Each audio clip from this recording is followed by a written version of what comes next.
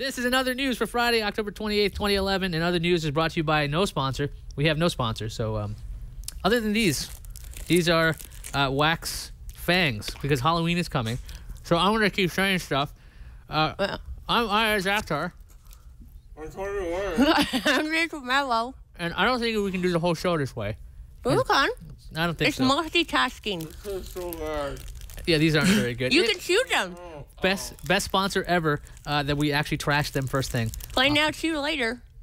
All right, so we'll eat these after the show. This is the show where we cover the uncovered stories in technology. You know, during the week there are all kinds of fun stuff like HP saying, "Hey, we're going to keep our PC business," and so these stories get pushed way down below the fold, and that's where we come in. And the first story we're going to cover is the Lytro light field camera, which was shown off.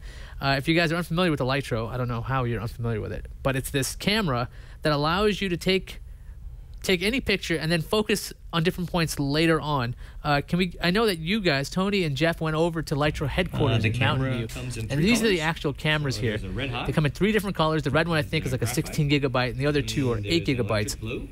Now it doesn't have a whole lot of controls on it because you don't have to do a whole lot. It's you point, you shoot, and then later on in software you can mess with it.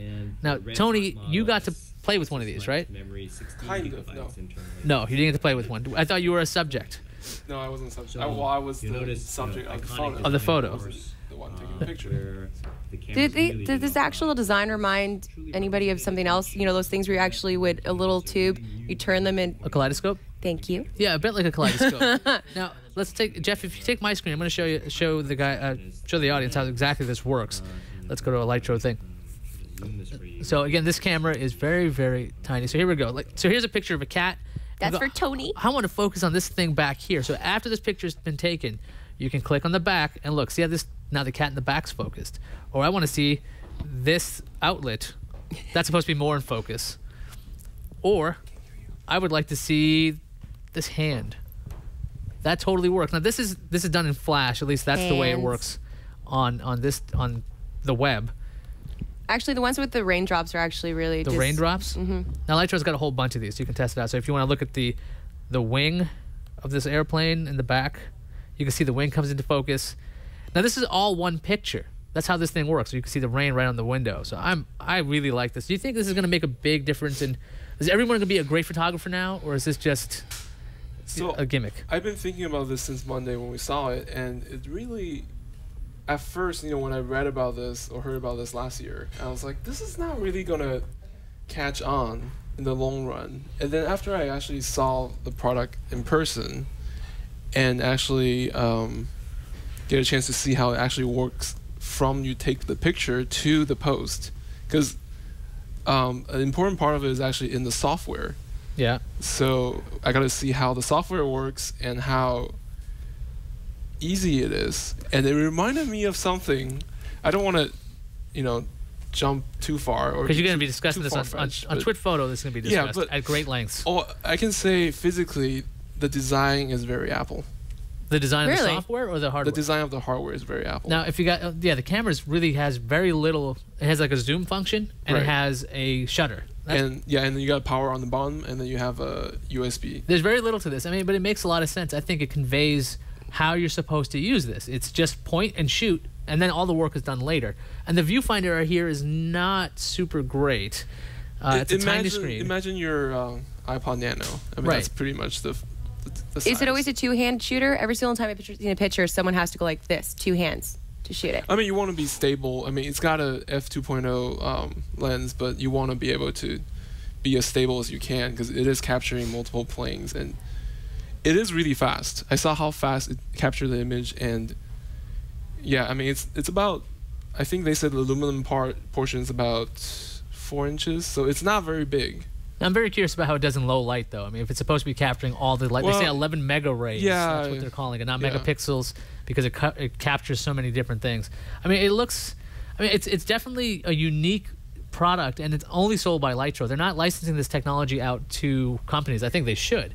It'd be great if this was on your phone or anything in the future, but it seems pretty large. The thing is, it's going to be a long way until we have this in our phone. Maybe iPhone 10 or 11 will have this, but I think it redefines the point and shoot segment. And this is not going to apply for people like me who like to swap out lenses and change. See, the thing is, it kind of changes the way you capture images because you're sort of giving part of your creativity to the viewer because they're choosing what they want to see. Well, you could determine which image you want them to see, right? You don't have to always put up composition-wise, you're doing the composition, but they're always going to be able to focus on. Like, if I want to take a picture of Iyaz and I want Liz to be a little blurry, I could do that. I could do that with my camera, right? Or vice versa. But then with this camera, you're all in focus. Here's the thing. I can see this being a huge hit for like the pageant parents. Like you take a big picture of the gymnastic team or something, and then the really proud parents like, I'm just going to have Janie be the focus. Everyone else is going to be blurry. My kid's a star. Can you actually make everything in focus? Because every time I play with the demos, it always seems like you can. There's always this one image of one part of focus. But point and shoots usually focus everything, which is very flat looking. Right. Well, there is one where it's like it's a bride with her brides. Like maids. I mean, most of the demos they have on their website, you can check it out on lightshow.com. They have can you make everything at least in focus? 3 planes that's focused. Yep. So here we go. Let's so take a look. You can have there's a kid in the back. Right.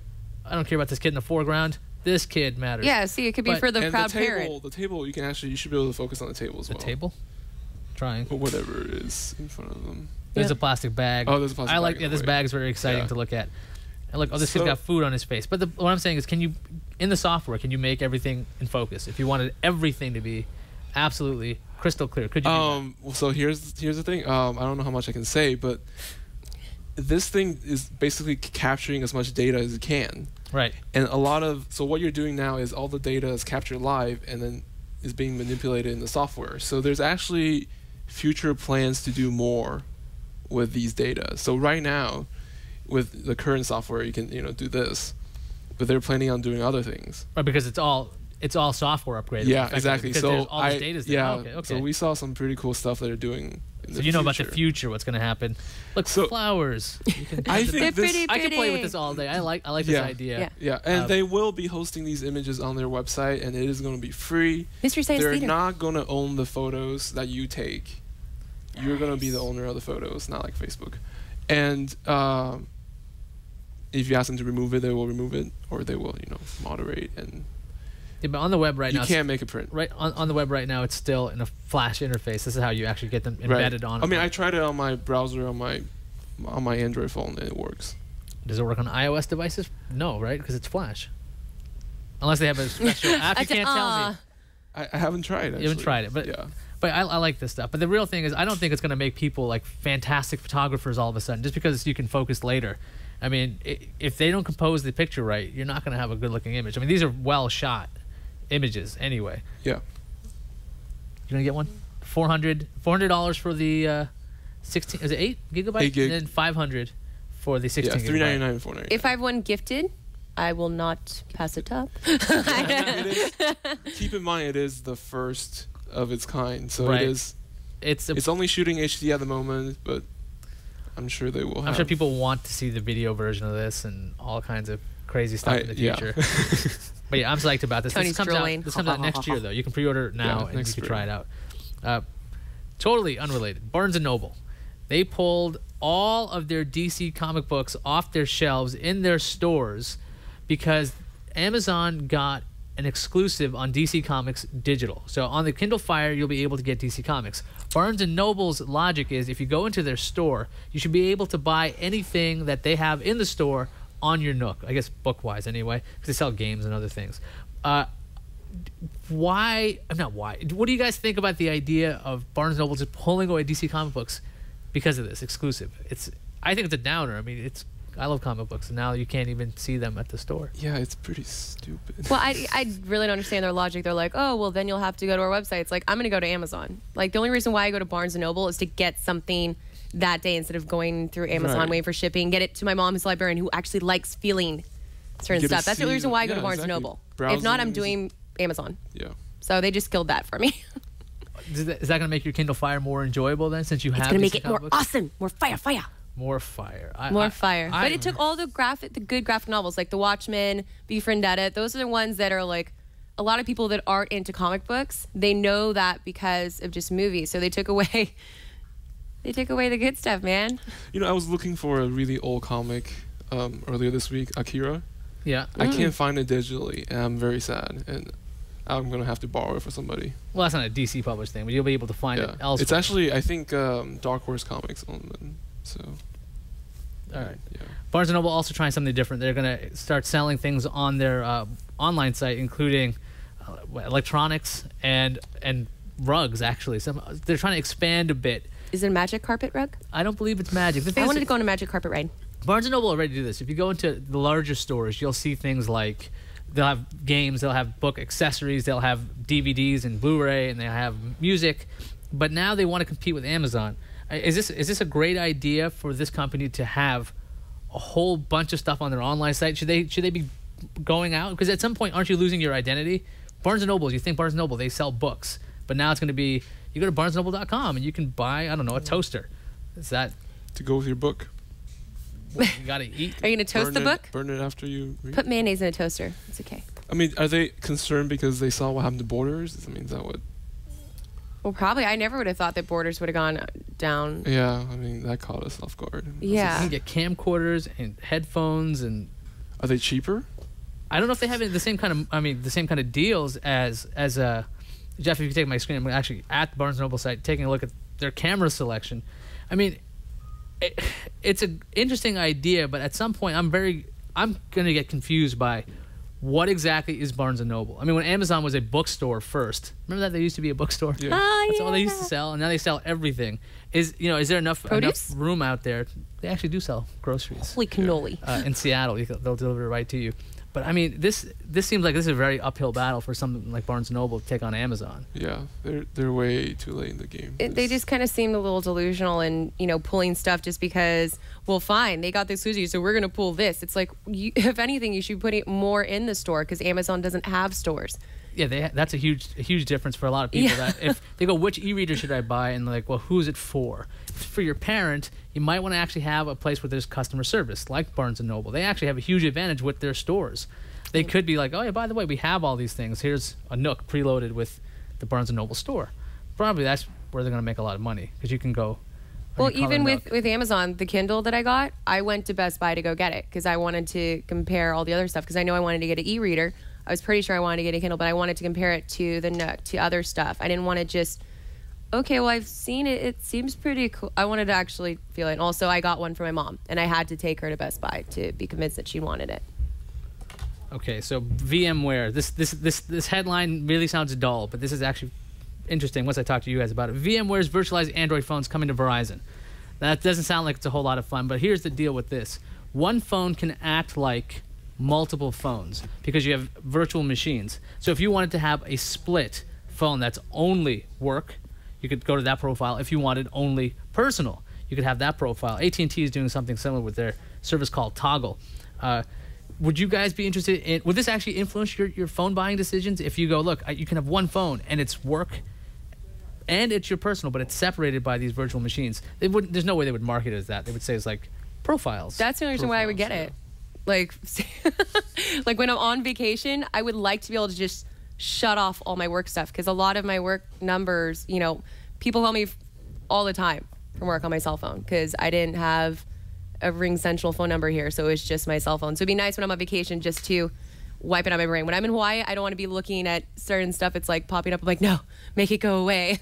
The other thing is for IT professionals, they can actually keep an eye on your one virtual machine, but they can't on the other. So if you really are afraid of sending like personal information through your work, or you don't want to, maybe you're talking smack about Tony, right? Oh, you we want to do that on a your, lot. on your personal email. You don't want work seeing that because the IT guys might be like, hey, Tony, they're trashing behind your back. Yeah. Now they couldn't see that. Well, right now on HTC, they actually have something similar like this. It's actually, they call it profiles or themes, where you can actually set the time of day and have it switch automatically, and it would change all the icons on your home screen and also your widgets. So if you don't want to, if you want to check Twitter at home, you can have a Twitter widget come on at 6 p.m. and when I get home, I have your home profile, and you don't check your work email. You don't. I like this to be tied to like GPS. So if I go to work, it goes to work profile. If I'm away, it goes personal. Unless I want to switch it out. I mean, I like this idea because the other thing is, let's say you have, I don't know, a kid, and they want to go out. You're like, well, take my phone. What's a kid? It's like a goat. Oh. No, it's like Oh. it's actually a baby goat. What a kid is. Anyway, if you have a child, you don't have to give them like a dedicated phone, right? You can just here's your profile. Go out there. There's only one icon. Call home. No, yeah, that'd be brilliant. You know, because no matter what, any single person who has a kid, you know that iPhone is the glorious thing your child must play with and must have. So therefore, you can kind of child lock and protect it. Like, here's the Angry Birds and just the home number you can call. Have fun, kid. And it's not connected to the credit card, so they can't accidentally buy. I'm on Smurfs. I'm buying everything. Exactly. Like, Lisa, you should get this. This is where we have a break for an ad. We don't have an ad, so we'll promote This. Tony Wang. Oh. Look, it's Tony Wang. This is the 2011 Tony Wang. He's available in stores at Barnes & Noble. You can find him there. He's In also, store? Barnes and Noble. That's Is it true. in store? Amazon. Amazon? Yeah. Your Barnes & Noble exclusive is over already? Yeah. Okay, so Oh. you can find Tony Wang at Amazon or Barnes & Noble, where he constantly is, drinking coffee and kicking over stands. That's what he does while he reads Akira. It's a very odd thing, yelling Tetsuo. But well, you could get to know Tony if he lived next door to you with this next thing called Nextdoor. Creepy. It's a social network. Jeff, I'd love to run this video. It's nextdoor.com. Could you run it from there to get the audio? Because we need the audio. So are you under pre-order, or can I have you automatically delivered? Is this in store? Yeah, pre-order and Pre-order? if you have Can I Amazon demo you? Prime, No. I don't know if I want to buy Amazon one second doesn't demo. have a store. Hello. No physical store. Well, you're no fun. Do we have the video of this? Anyways, I'll explain it a little We'll play bit. patty cake. You can tell hand. Come on. Yeah. Assume the position. Hang on. So there's an explanation of Here's this. the video. Nextdoor explains it. So then there's audio running, so I'm going to shut up now. Many ways our neighbors can help us. But these days, most people Actually don't know watching their this made me neighbors actually or realize how that, best I to can contact understand how them. It's this wouldn't difficult be to too ask for stalkerish. help and advice without being a bother. Nextdoor changes all that with free and private neighborhood websites that make it easy for neighbors to connect and talk about the issues that matter. It's an online place where you and your neighbors can ask questions, stay in the know, and exchange local help and advice. Here you can meet your neighbors, get recommendations for local services, and learn about neighborhood events. Whether you want to spread the word about a new park, find an owner for that bookcase in your garage, or be alerted of recent crimes in your area, Nextdoor makes it easy to keep up with everything going on in your neighborhood. All recommendations are organized and archived, so next time you need a trusted dentist or electrician, you can find a great one in seconds. Nextdoor is a secure website where all members must verify that they live in the neighborhood. You can be confident that your communications stay within a trusted environment designed just for you and your neighbors. Getting started is easy.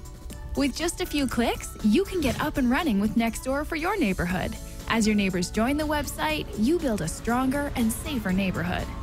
When neighbors start talking, everyone benefits. To get a Nextdoor website for your neighborhood, go to nextdoor.com/new. And this has been in beta for a while. It just opened up this week. Now, the examples they show is like if you need a ladder or a piece of lawn equipment or something, sometimes you want to Sugar. ask a cup of sugar, a small thing you think about. But like it's awkward to go around knocking on doors. Like here's Tony does it, right? No? Oh. I like this thing. I remember back in New York, I needed to get my driveway resealed. I walked around from house to house, knocking on doors and asking only the best driveway. When I saw the really nice driveways, I was like, "Who did your driveway?" And they're like, "Are you nuts? Why You are wouldn't you be able here?" to see that in I'm next door, though. I'm like, "I live around the corner." They go, "We never see you." I'm like, well, "I'm always working at home." But anyway, the point was this is less awkward than that. You can go to nextdoor.com and you can set up your network that way. Instead of going to Facebook and then stalking people via zip code, which would be even This creepier. isn't stalkerish? Well, I mean, you're still stuck with these people next door. Oh my God. I used to manage luxury apartments, and there's no way any of them would ever want this. Some of them, I was like, oh, so this is your, oh wait, oh, that's not your wife. Okay. So yeah, that wouldn't work. Would you have an interest in knowing your neighbors? I mean, the thing is, I like the idea of knowing your neighbors, because then you're like, okay, wait, is that guy supposed to be there? It's this guy always. Guy looks. I don't think they belong in this place. And why are they loading the TV? That means you're getting into everyone's business. It's like you're like the gossiping like women who like sit on the corner like, that's a new person. Is that the? Oh yes. You're gonna be a little gossiping stay-at-home mom. Is it more socially acceptable if it's on a social network? Because think about poking. No, and I think tweeting. you're right. This whole idea makes me feel like this should be an app on Facebook. You mean like a little circle? Not circle. I guess like a radius, so you can. Well, find like people? you just add it to your Facebook, and then you can, because everybody's verified on Facebook, and yeah, that face convinced everybody's me. already using Facebook. I mean, to grow a brand new social network. Well, it's based on the old school Facebook, but I don't know. You're afraid of this because you think people are No. going to be like tracking you? Stalkerish. Okay, so Nextdoor is kind of like Foursquare, right? Foursquare, you tell people where you are. People already know where you are in your house, right? Because it's a house. Well, people. It's like it's there. So here's the thing. do you wave to your neighbors? Do you go like hi, or do you? I live in the. There's not that many people around, so of course you wave. It's like everyone's walking a dog. Like I at least see 3 people walking a dog.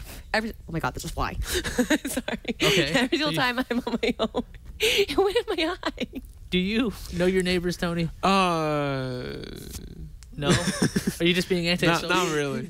Yeah. I'm What if you need something? What if you need like? I go to the store and buy it. What if I your don't power know. goes out and you just need like an extension If cord? my power goes out, my neighbor's power's out. That's too, likely. so- Well, I can appreciate this. Like if you live in an apartment complex and let's say all of a sudden you're on the 3rd floor and there's 6 stories up and you're like hearing like a lot of noise going on and someone's partying. You're like, okay, I don't want it. This is gonna be even more awkward if I don't know this But person's you name. call the police. But see, here's the idea, right? If you know your neighbors, you're more likely to go, okay, look, I got to sleep. Like, you know Yeah. this person. You might be able to ask questions that would be a little bit awkward if you never knew them in the first place. I mean, like, this idea, like, that's the weird thing. You like, call the police, they're gonna freaking When- do some stuff to your place. Well, can you imagine if you're in a neighborhood and somebody who likes their privacy doesn't want to do this? you don't have to join. Yeah. Yeah, well, think about it this way. So And then they'll be the outsider. yeah, and everybo's gonna be gossiping about, hey, what is up with house? Why number isn't he 4? on Nextdoor? Yeah, is he a pedophile? Is he? It's a meth lab. Is he exactly or both or a serial killer? I mean, we don't know. This is where you jump to immediately if they don't want to join a social network. Yeah, if they don't want. Imagine like a small community where everybody's in this, I don't know. except for like one house. Social networking is already very odd. I mean, following people, poking them. I mean, you've seen the parody videos where they're like, if you did this in real life, it's really creepy. I'm going to look at pictures of Tony on Facebook. It's like, if I did that in real life, like, I'm just going to rifle through your photo albums. That's creepy. But like on Facebook, that's normal. So the idea of this being super creepy immediately, I don't know how this is. How is this more creepy? How's Nextdoor more creepy than Facebook? For instance, or on Facebook, Foursquare? I don't put where I live. Like when it says your current place, I say I live in the woods. Aha. I don't say. But your We'll next see. door neighbor knows where you live. You That's live right that's there. why it's not such a big deal. Yeah. Well, for instance, I live like in a rural area. Like there's actual decent amount of like yardage between neighbors. So I think you have something to hide. This is the thing. Yes. People who don't join Nextdoor have something to hide, clearly. And they should be found, and they should be in another have a social sweatshop. network. Right. Another, it's a sweatshop let's move on with to, elves. Let's move on to Redbox. Let's say you want to be home alone and you want to watch a movie. You can go to Redbox, right, and get a DVD, but they just increased their prices. And the headlines are screaming, 20% price hike. It went from $1 to $1.20 for a DVD, but the other prices didn't change. Blu-rays are still $1.50, and video games are $2. And the thing is, I didn't know Coinstar owned Redbox, I had no idea. I love Coinstar. and their stock fell because of this. Like they took a little hit because people are upset about Redbox not being able to capitalize on the backlash Netflix has right now. Because Wait, they're not upset. People are taking pictures hugging these things. They love Redbox. that's for their new ad campaign. Redbox is They love it. The children love it. You see them hugging it. It's so. Yeah. Oh, see, look, it's glorious. on Advertising Age. There's a picture of children hugging the Redbox, and the deal with this Aw. is simple. Redbox is going to launch a nationwide ad campaign to show that it is cheap and it's consistent and it's also hassle-free. And in front of every single freaking 7-Eleven. It's convenient. I mean, if you want to get discs, and let's say you have a spotty internet connection or something that's not fast enough, streaming isn't necessarily great for that. But DVDs are not so bad. But are you guys ticked off about the $1 $1.20 for a DVD. You watch actual DVDs. You don't do Netflix streaming or any streaming service, Nope. as far as I know. Nope. I'm obsessed with special features. $1.20. I only stream, so You only stream. You don't care that's $1.20. Oh, can we have like a rivalry and just be like, but you don't put up your hands? oh, Yeah. It's a one-sided Right. rivalry. Yeah. I win. I don't think this is gonna hurt them at all. I mean, $1.20. Who's gonna even notice that? yeah, nobody's gonna. All my friends, none of my friends are really that techie. So all my friends are still going. Oh my god, get this. They actually go to movie rental places besides red boxes. Like They go to stores? Yeah, they exist. I walked right up to a Blockbuster, and then I turned around because I'm like, no, what am I doing here? I don't belong anywhere here. You walked over there, What you is took this out your place? phone, and you're on Netflix. I'm like, I'm not gonna give them a dime. I'm not going into this. Oh well, no, store. the mom and pops places, man, they still exist. There's still a couple out there fighting to survive. Does- I have friends who still do that and do the red box. Like I have a lot of friends who don't stream. Or are they gonna be upset about the $1.20? Some of them might cry, but they will. I think this will pass. Do they pay with credit card or cash? Because I think that's where it comes in. I've had them be like, hey, dude, can you spot me a book? Yeah, I've had that. So if they pay cash, then they're gonna have problems. Like put in $1.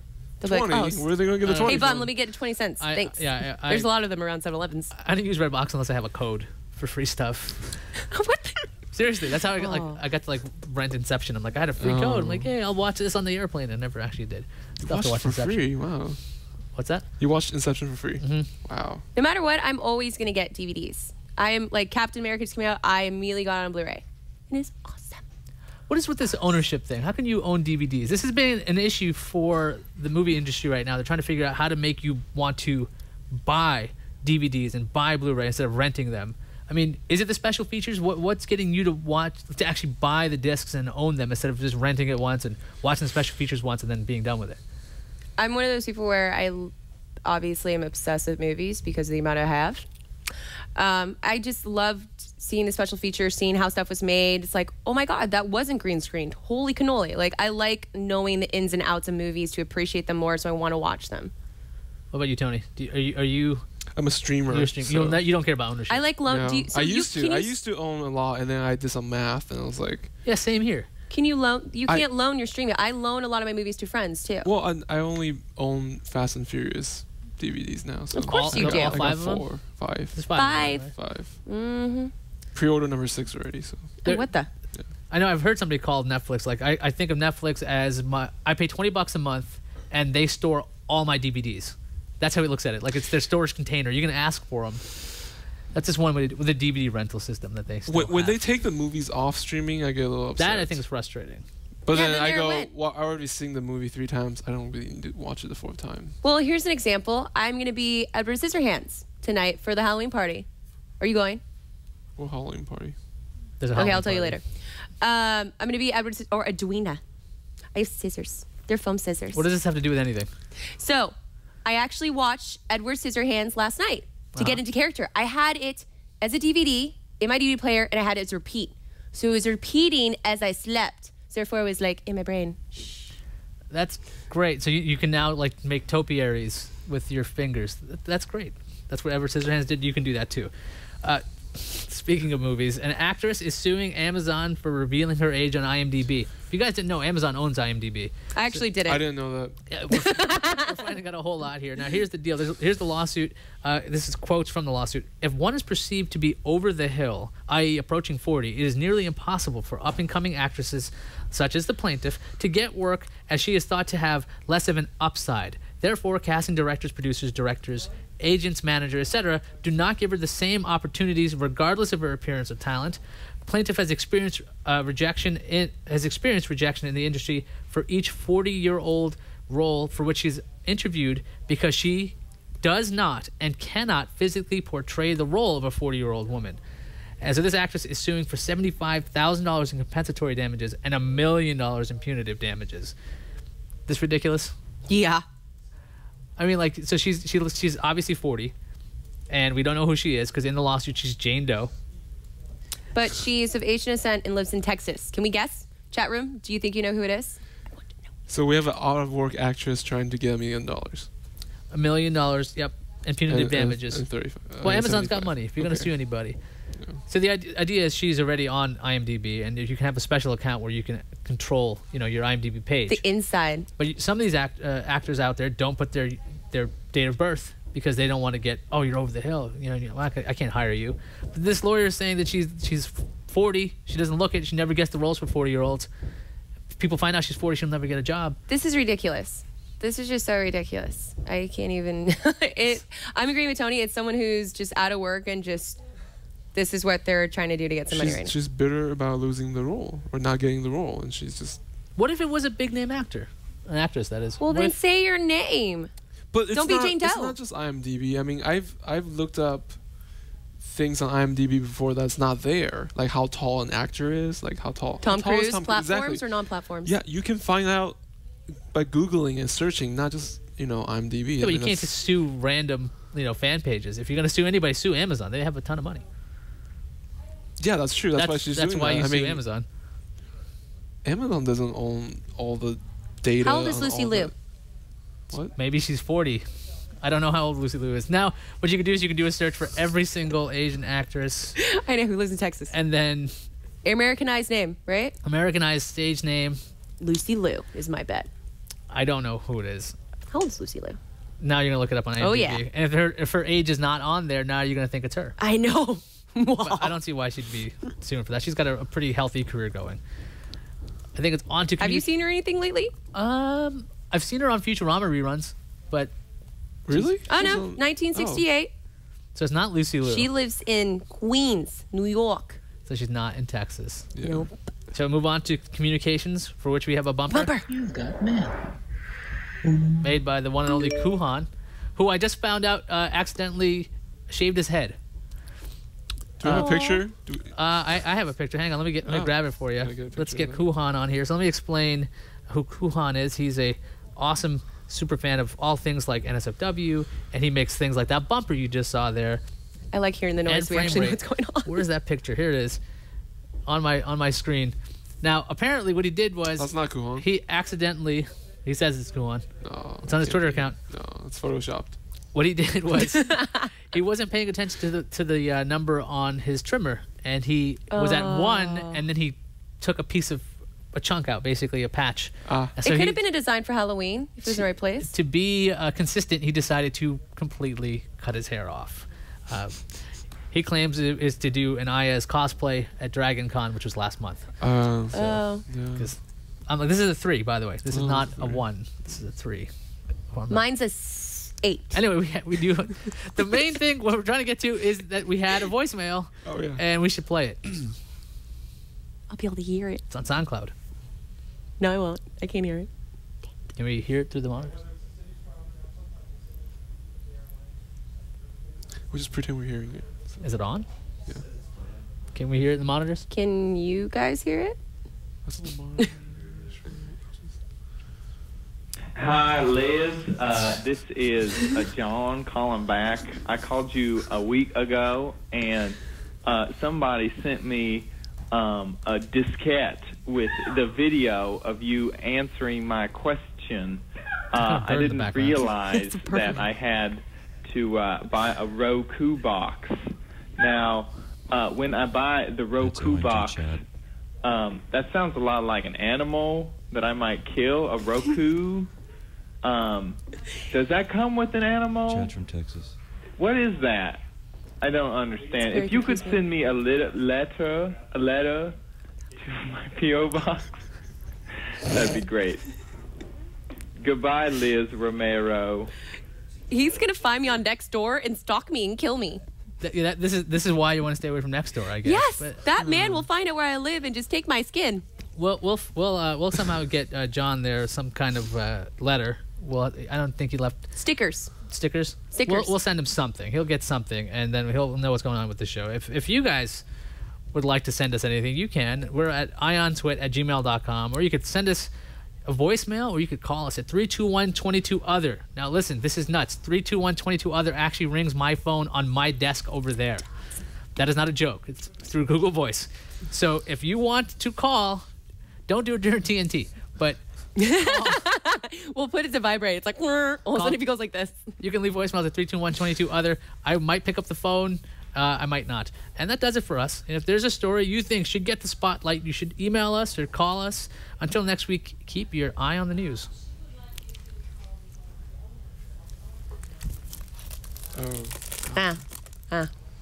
Look where we need it. I think we're done. Oh, it's gross. You jerk.